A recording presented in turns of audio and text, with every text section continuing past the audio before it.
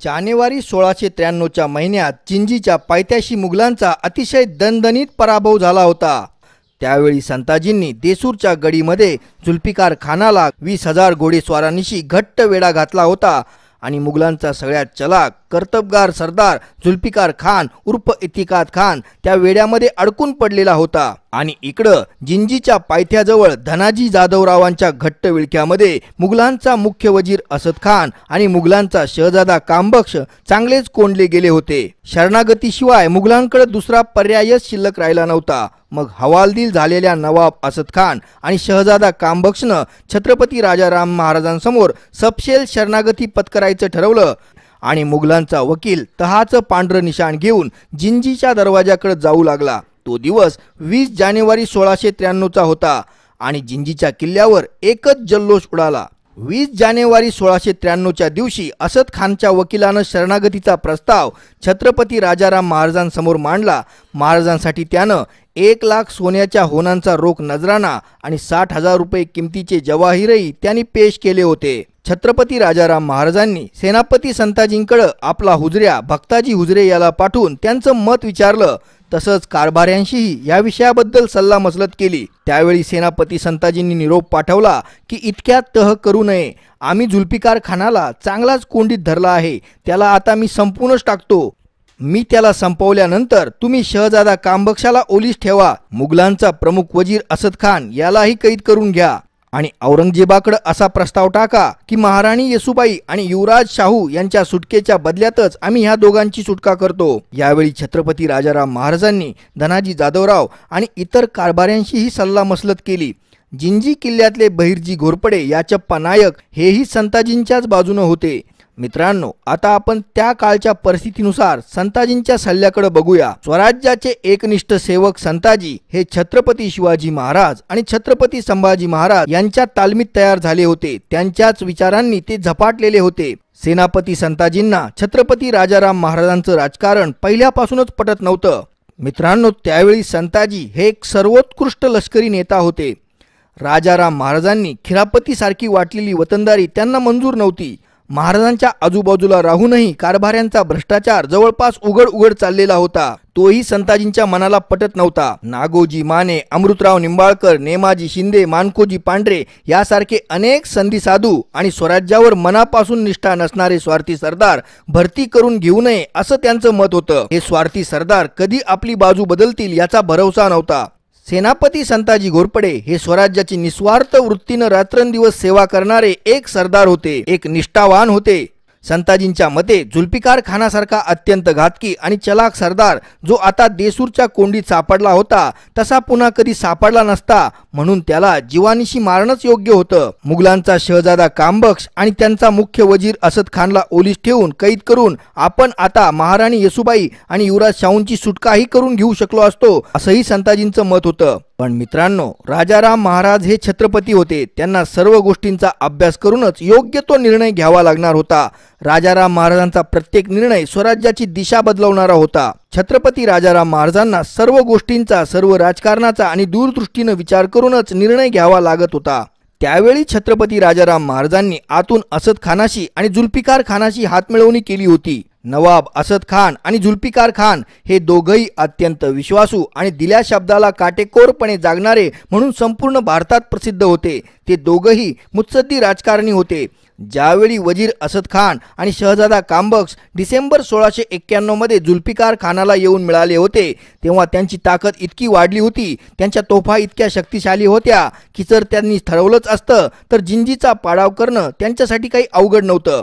त्यांची नाकेबंदी इतकी पक्की होती की त्यांनी जवळपास 1 वर्षभर संताजी आणि धनाजींना जिंजीकडे फिरकू सुद्धा दिलं नव्हतं।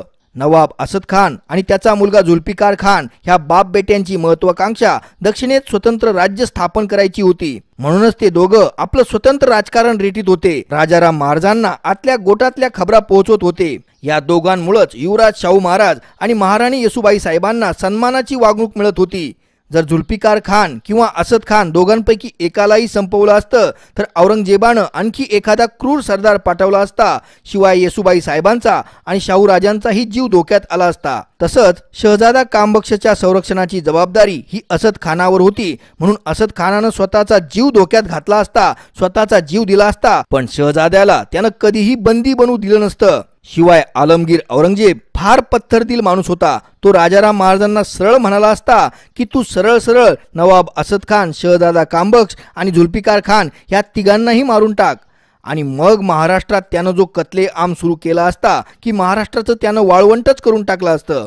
कारण मित्रांनो, अजूनही औरंगजेब जगातला सर्वात श्रीमंत आणि सर्वात ताकदवान असा बादशाह होता। म्हातारपणामुळे जरी तो थोडा सटकलेला असला तरी तो एक भयंकर मुत्सद्दी आणि बुद्धिमान राजकारणी होता। एकाच वेळी आणखी 2-3 लाखांची फौज त्यानं कशीही उभारली असती। अगदी इराणवरूनही त्यांनी फौज इस्लामच्या नावाखाली विकत किंवा मैत्रीपोटी भरती करून आणली असती। राजकारणात अशा टोकाच्या भूमिका घेऊन चालत नाही। त्यामुळे छत्रपती राजाराम महाराजांना संताजींनी दिलेले दोन्हीही सल्ले नाकारणं भागच होतं।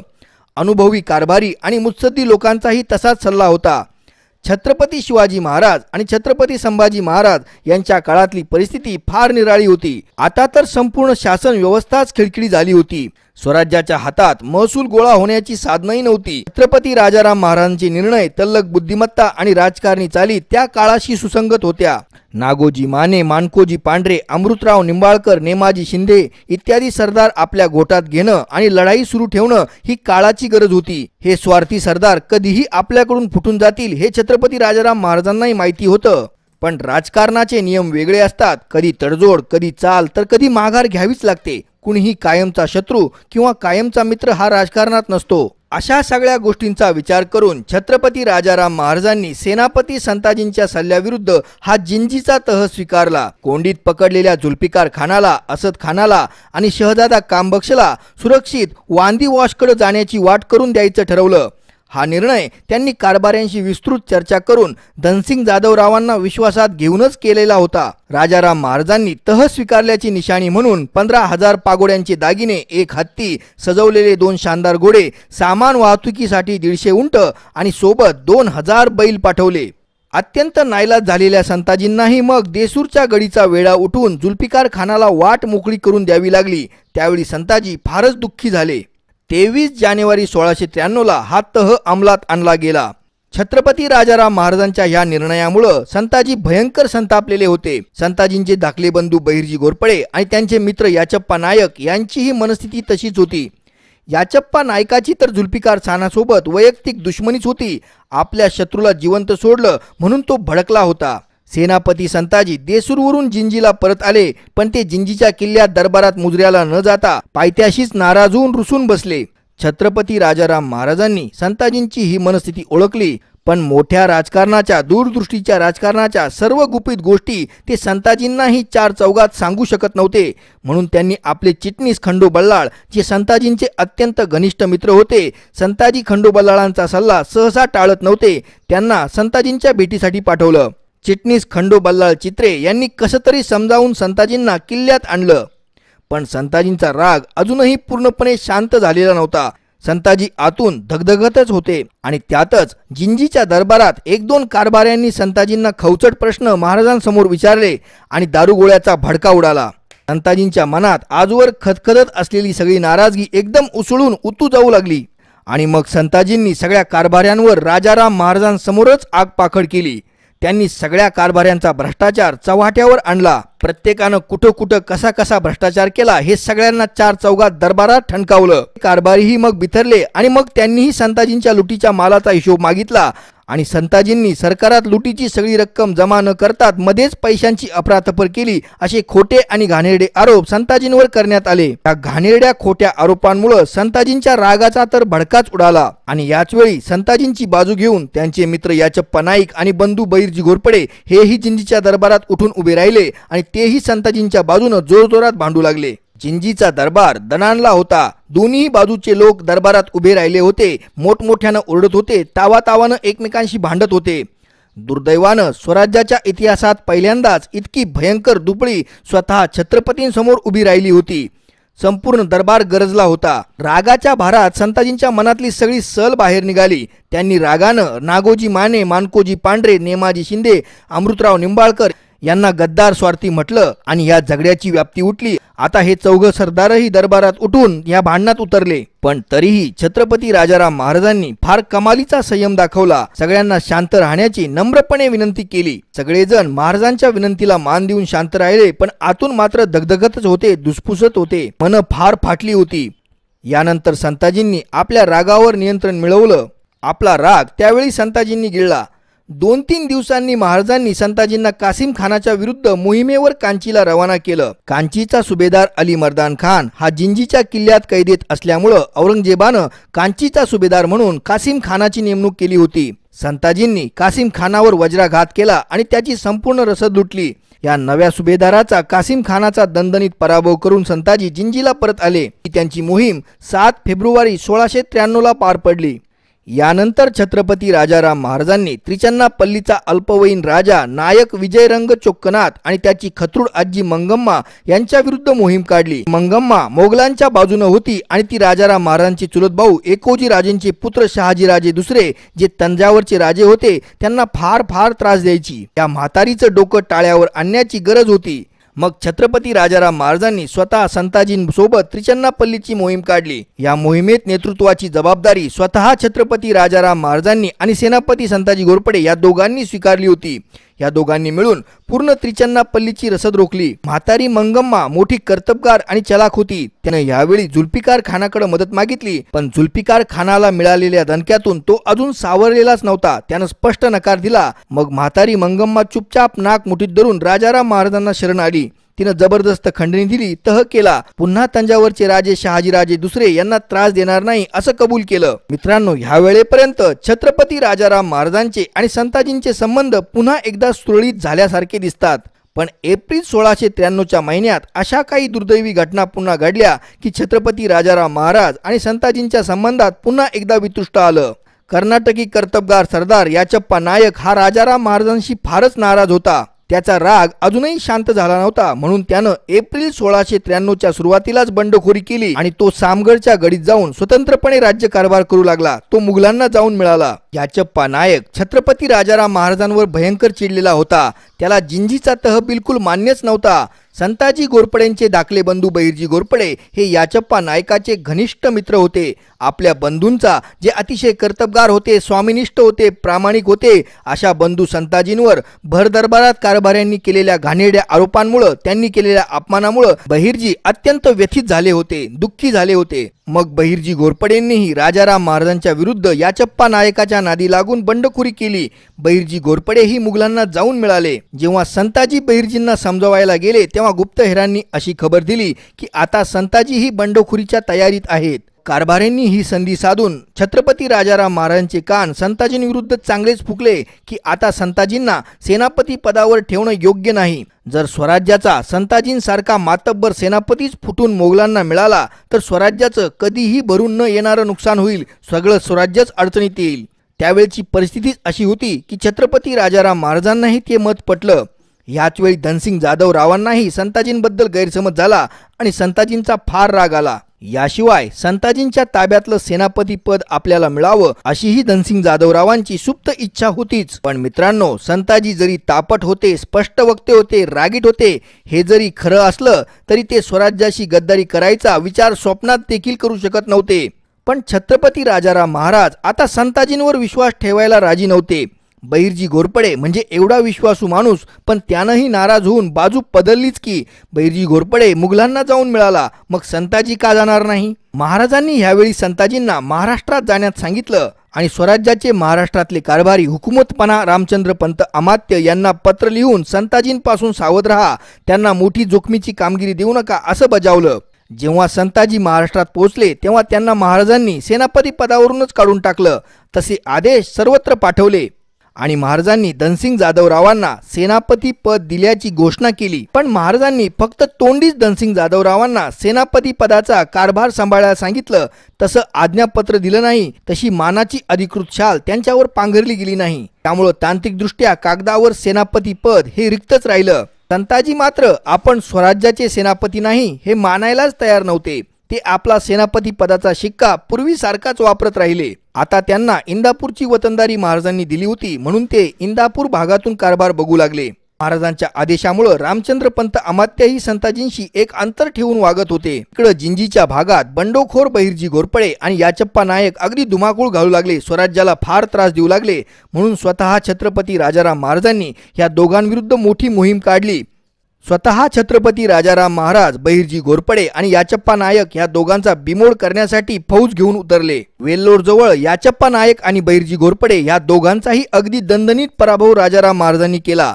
यावेळी दोघंही मैदान सोडून पळाले. यावेळी बंडखोर बहिर्जी घोरपडे यांची महाराजांविरुद्ध शस्त्र धरण्याची हिंमतच झाली नाही. हातातली तलवार सोडून ते पळाले. आपलं सेनापती पद काढलं म्हणून संताजी नाराज जरी झाले असले तरी ते स्वराज्याचे एक एकनिष्ठ सेवक होते.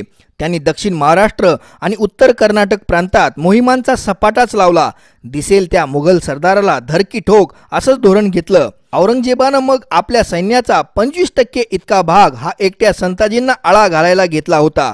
यावरूनच तुम्हाला संताजी मुघलांसाठी किती खतरनाक महाभयानक होते हे कळून येईल. कित्येक मुघल सरदार झोपेतून संता आया म्हणून दचकून ओरडून जागे व्हायचे. संताजींचा वेग फार प्रचंड होता. शंभू महादेवाच्या डोंगर रांगांमधल्या दऱ्याखोऱ्यांमध्ये त्यांनी आपलं मुख्य ठाणं बनवलेलं होतं. तिथूनच ते आपल्या सगळ्या मोहिमांची आखणी करायचे. संताजींच्या बाबतीत मुघलांमध्ये फार दहशत होती. खापी खाननं याचं फार रंजक वर्णन केलं आहे. खापी खान म्हणतो की संताजींशी ज्यांचा सामना झाला त्या मुघल सरदाराला एकतर स्वर्गात जावं लागेल, एकतर कैद व्हावं लागेल, नाहीतर हत्यार टाकून पळवावं लागेल. संताजींविरुद्ध समोरासमोर जिंकण्याची कुठलीही शक्यता अस्तित्वातच नाही. हा मुघलांचा कर्दनकाळ आहे. संताजींचा दत्तक पुत्र नारायण आणि त्यांचा मुलगा राणोजी हेही त्यांच्यासोबत नेहमी असायचे. पंडित घनश्यामराम, कोकणोबा, हरकोबा, माकोबा हे त्यांचे गुप्तहेर होते. रखमाजी मोहिते, मकाजी देवकाते, विठोजी चव्हाण हे त्यांचे मुख्य सरदार होते. ऑगस्ट 1693च्या महिन्यात रामचंद्र पंतांनी संताजींशी जुळून घेतलं. संताजींशिवाय स्वराज्याच्या मोहिमा पांगळ्या आहेत हे रामचंद्र पंतांनी ओळखलं होतं. संताजींची स्वराज्यनिष्ठा पाहून छत्रपती राजाराम महाराजांचा दृष्टिकोनही आता थोडा नरमाईचा झाला होता. पण जिंजीच्या दरबारातले भ्रष्ट कारभारी संताजींवर फार नाराज होते. ते अधूनमधून राजाराम महाराजांचे कान भरवतच होते. पण छत्रपती राजाराम महाराजांनी संताजींची स्वराज्यनिष्ठा पाहून आता त्यांच्याकडे दुर्लक्ष करणं सुरू केलं होतं. महाराजांच्या प्रमुख सल्लागारांपैकी चिटणीस खंडो बल्लाळ आणि शंकराजी नारायण यांची महत्त्वाची भूमिका होती. या दोघांना संताजींबद्दल फार प्रेम होतं. संताजींना ते फार जवळून ओळखत होते. या दोघांनीही छत्रपती राजाराम महाराजांचं संताजींबद्दलचं मत वळवलं. त्यामुळेच छत्रपती राजाराम महाराजांनी धनसिंग जाधवरावांना अधिकृत नेमणूक दिली नाही. सेनापती पद त्यांनी तसंच रिक्त ठेवलं. पण अजूनही एकेकाळच्या अत्यंत जीवलग मित्र असणाऱ्या संताजी आणि धनाजी यांच्यात दिलजमाई झालेली नव्हती. धनसिंग जाधवराव आपल्या या जुन्या मित्रावर अजूनही नाराजच होते. यानंतर धनाजीही महाराष्ट्रात आले, पण दोघंही एकमेकांपासून वेगळ्या मोहिमांवर जात होते. ऑक्टोबर 1693 मध्ये जुल्फिकार खानला औरंगजेबानं पुन्हा एक मोठी ताकद दिली आणि तो जिंजीला वेढा घालायला पुन्हा एकदा आला. महाराष्ट्रात संताजींचा बंदोबस्त करण्याची जबाबदारी औरंगजेबानं हिम्मत खान नावाच्या सरदारावर सोपवली. हिम्मत खान हा औरंगजेबाचा दुधभाऊ बहादूर जंग कोकलताश याचा हा मुलगा होता. हा भलताच हिमतीचा बेधडक सरदार होता, महापराक्रमी होता. औरंगजेबानं बरीच मोठी फौज घेऊन हिम्मत खानाला संताजींच्या पाठलागावर संताजींच्या बंदोबस्तावर पाठवलं. ऑक्टोबर 1693च्या महिन्यात या हिम्मत खानच्या फौजेचा संताजींचा पाठलाग करूनच दमछाक झाली.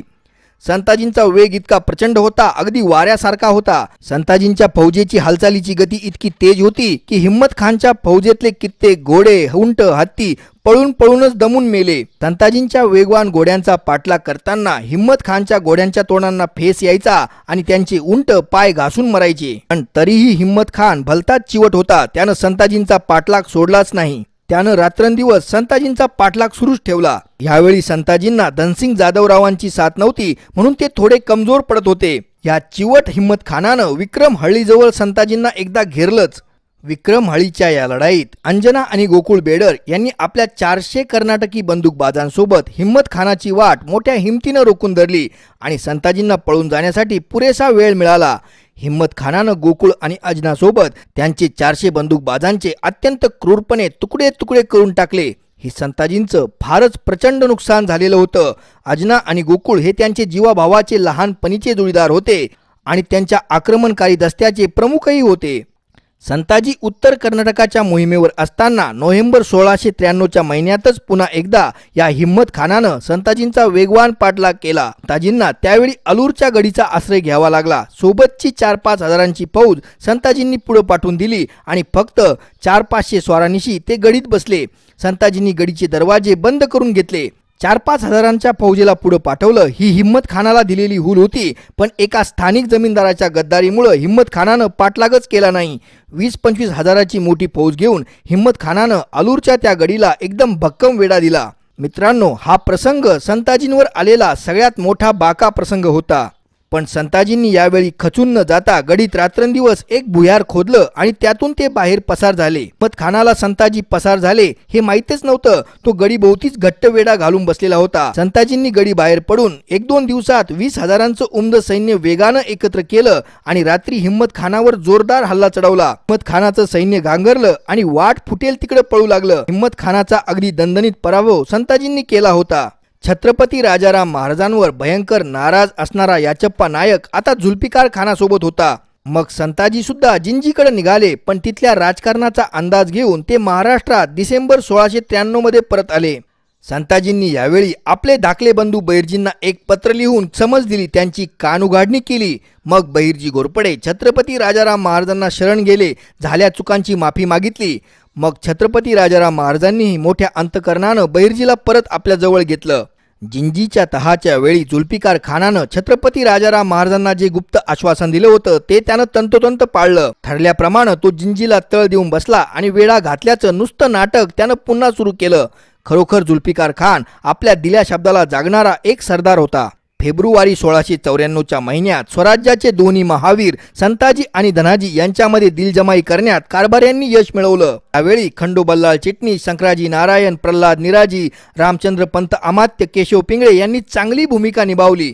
संताजी धनाजींचं एकत्र राहणं स्वराज्यासाठी फार आवश्यक आहे हे सगळ्यांनाच कळून चुकलं होतं। दोघं जुने जीवलग मित्र मागचं सगळं विसरून पुन्हा एकमेकांच्या गळ्यात पडले। धनाजी जाधवरावांनी आपला मुलगा पतंगराव जाधवराव याला गनिमी काव्याचं शिक्षण देण्यासाठी संताजींच्या हवाली केलं। मुघलांसाठी राहूकेतू असणारे संता धना पुन्हा एकत्र आले ही बातमी कळाली आणि सगळे मुघल सरदार हादरले। इकडे महाराष्ट्रात संताजी आणि धनाजींच्या एकत्र मोहिमा दनादन चालू झाल्या। जुल्फिकार खानानंही तिकडे बादशहाला काहीतरी दाखवण्यासाठी जिंजीच्या आसपास बऱ्याच मोहिमा हाती घेतल्या। तंजावरच्या शहाजी राजांना त्यानं धमकावून खंडणी वसूल केली। इकडे महाराष्ट्रात 1694च्या मे महिन्यात सातार जवळच्या परळी गावात घोरपड्यांच्या घरी मोठं लग्न कार्य साजरं झालं। संताजींचा मुलगा मालोजी हा जवळपास आता 23-24 वर्षांचा झाला होता, पण तरीही अजून अविवाहित होता। संताजींसारखंच त्याचंही लग्न लांबणीवर पडलं होतं। बहिर्जींची मुलं मुरार आणि सिदोजी हेही आता लग्नाच्या वयाची झाली होती। बहिर्जी जिंजीच्या मोहिमेवर होते म्हणून लग्नाचा सगळा कार्यभार संताजींनीच उचलला।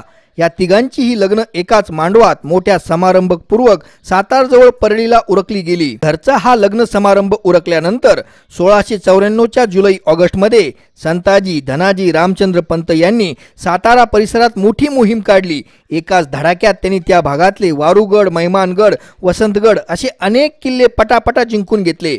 संताजी आणि धनाजी दोघं एकत्र हल्ला करताय हे ऐकून मुघल किल्ले सोडून पळून जात होते। इकडे जिंजीजवळ याचप्पा नायक राजाराम महाराजांनी केलेल्या पराभवामुळे सुडासाठी पेटला होता।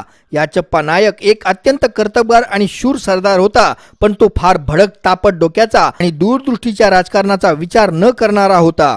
जुल्फिकार खान हा नुसतं जिंजीच्या वेड्याचं नाटक करतोय, आतून तो राजाराम महाराजांना मिळालेला आहे हे याचप्पाला कळून चुकलं होतं आणि तो आता जुल्फिकार खानावरच भडकला। याचप्पा नायकानं एक लांबलचक पत्र औरंगजेबाला लिहायचं ठरवलं। जुल्फिकार खान आणि राजाराम महाराजांची कशी मिलीभगत चाललीये, दोघं एकमेकांना कशी मदत करतात असं पत्र थेट औरंगजेबालाच त्यानं लिहिलं। पण याचप्पा नायकाचं दुर्दैव असं की हे पत्र जुल्फिकार खानाच्या माणसांनी जिंजीलाच पकडलं। आता मात्र याचप्पाची कंबक्ती भरली। जुल्फिकार खानानं याचप्पा नायकाला त्याच्या बायका मुलांसह अत्यंत क्रूरपणे ठार मारून टाकलं। त्याची सगळी जहागीर जप्त करून टाकली। बुद्धिमत्तेच्या चाली न खेळल्यानं केवळ सुडाच्या राजकारणापायी याचप्पा नायकासारखा एक अत्यंत कर्तबगार शूर हिंदू सरदार विनाकारण मारला गेला। याचप्पा नायकाला मारलं तरीही औरंगजेबाचे गुप्तहेर हे जागोजागी पसरलेले होते। त्या गुप्तहेरांनी या गोष्टीची खबर औरंगजेबापर्यंत पोहोचवलीच। असाही संशय औरंगजेबाला पहिल्यापासून संशय होताच की जुल्फिकार खानानं असद खानानं राजाराम महाराजांशी आतून हातमिळवणी केली आहे. मग त्यानं यापूर्वीच्या जिंजी मोहिमेचा निम्मा खर्च ह्या दोन बाप बेट्यांच्या तनख्यातून वसूल केला. त्यानं जुल्फिकार खानाला खरमरीत पत्र लिहून जिंजी जिंकण्यासाठी सक्त ताकीद दिली. मग जुल्फिकार खानाला जिंजी भोवतीचा वेढा नाईलाजानं आवळावा लागला. महाराजांनी यावेळी संताजींना जिंजीकडे बोलावलं. 25,000 उमदं घोडदळ घेऊन संताजी वेगानं जिंजीच्या रक्षणाला निघाले. पण औरंगजेबानं यावेळी फार मोठा डाव टाकला. त्यानं त्याचा हुकमी एक्का हिम्मत खानाला एक फार मोठी फौज दिली, फार तोफा दिल्या, वेगवान घोडदळ दिलं आणि संताजींना रोखायला पाठवलं. या हिम्मत खानानं संताजींना जेवढं हैराण केलं होतं तेवढं कुठल्याच मुघल सरदारानं केलं नव्हतं. ह्याच हिम्मत खानानं विक्रम हळ्ळीजवळ संताजींचे जिवलग जोडीदार अजना आणि गोकुळ बेडर यांना तुकडे तुकडे करून मारलं होतं. रेड्यासारखा मस्तवाल आणि भलताच धाडसी होता हा हिम्मत खान. यानं रात्रंदिवस न पाहता संताजींचा चिवटपणे पाठलाग केला. औरंगजेबानं त्याच्यावर सोपवलेली संताजींना रोखून धरण्याची जबाबदारी त्यानं मोठ्या शर्तीनं पार पाडली. यानं विजापूर भागात संताजींसमोर समोरासमोर लढाई केली. संताजी हैदराबाद भागात गेले. त्यानं तिथं त्यांचा पाठलाग केला आणि तिथंही संताजींना माघार घ्यावी लागली. नळदुर्गच्या किल्ल्याजवळ संताजी आणि हिम्मत खानाची भयंकर लढाई झाली. नंतर भूपाळगडाच्या पायथ्याशीही संताजी आणि हिम्मत खानाची मोठी लढाई झाली. या दोन्ही लढायांमध्ये संताजींना माघार घ्यावी लागली. भूपाळगडच्या पायथ्याशी झालेल्या घनघोर लढाईत संताजींना माघार घ्यावी लागलीच, पण या लढाईत त्यांचा जीवाभावाचा सरदार रखमाजी मोहिते हेही धारातीर्थी पडले. हिम्मत खानाची हिम्मत आणि फौज फार मोठी होती, फार सशक्त होती. शिवाय हिम्मत खान हा रात्रंदिवस मेहनत करणारा अत्यंत चिवट सरदार होता. हा पठ्ठ्या आपल्याला जिंजीला काही जाऊ देणारच नाही आणि जर आपण गेलो तर हा पाठलाग करीत तिथं येईल आणि मग जुल्फिकार खानाला जर हिम्मत खान येऊन मिळाला तर ह्या दोन शिवट सरदारांची ताकद दुप्पट होईल आणि त्याचा त्रास शेवटी राजाराम महाराजांनाच होईल. म्हणून त्यांनी मोगलांना चकित करण्यासाठी सरळ उत्तरेची वाट धरली. हिम्मत खानाला आणि औरंगजेबाला चकवा देण्याचं त्यांनी ठरवलं. संताजींना पळवून लावलं म्हणून हिम्मत खान फार खुश होता. पण आता संताजींच्या मनात काही वेगळेच मनसुबे होते. आता संताजींनी आपली करडी नजर उत्तर भागातल्या मोगली सुभेदारी ठाण्यांवर रोखली होती. एक मोठा गनिमी डाव संताजींच्या डोक्यात खेळत होता. मित्रांनो, अशाच सुंदर सुंदर कहाण्या आणि किस्से ऐकण्यासाठी आपण माझ्या YouTube चॅनलला भेट द्या. आपल्या प्रोत्साहनाची मला गरज आहे. मला प्रोत्साहन देण्यासाठी आपण माझ्या YouTube चॅनलला सबस्क्राईब करा. माझ्या व्हिडिओला लाईक करा, कॉमेंट करा आणि शेअर सुद्धा करा. आपले खूप खूप धन्यवाद.